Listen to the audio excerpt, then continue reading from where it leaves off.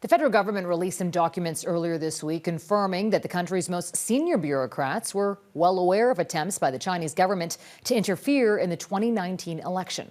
Those senior bureaucrats work in the Privy Council Office, or PCO. That's one of the most important offices when it comes to advising the Prime Minister. But what role does the PCO actually play on a daily basis? Let's bring in our chief political correspondent, David Akin, for that. David, tell us more about the work those bureaucrats do and how the intelligence they get makes its way to decision makers like the PM.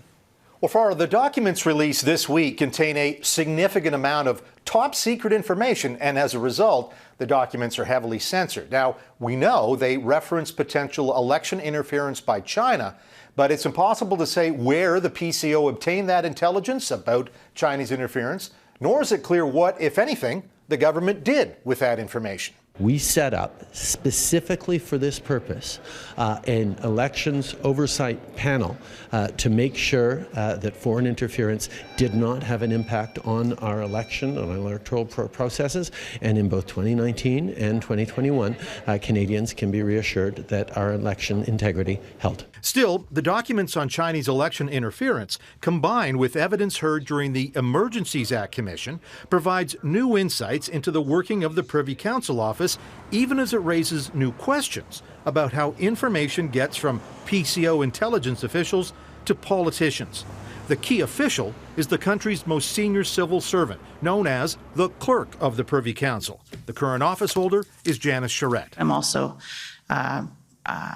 the advisor on all matters that would be before the Prime Minister for his consideration and decision.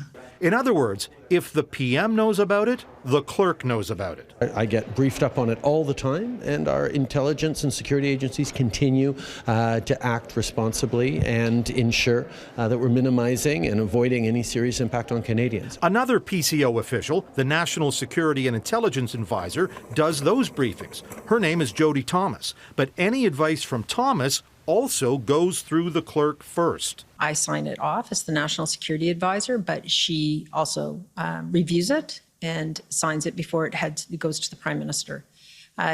Verbal briefs, cabinet briefs, discussions with the Prime Minister, the clerk is in the room. The PCO might best be described as the bureaucratic twin to the PMO, the Prime Minister's office. Together, the two offices are the most powerful and important organizations in the Canadian government. But as we saw during the Emergencies Act Commission, and again with the paper trail on Chinese election interference, there is much about the work of the PCO and the PMO that remains concealed from public scrutiny. Farah. David Akin in Ottawa. Thank you, David.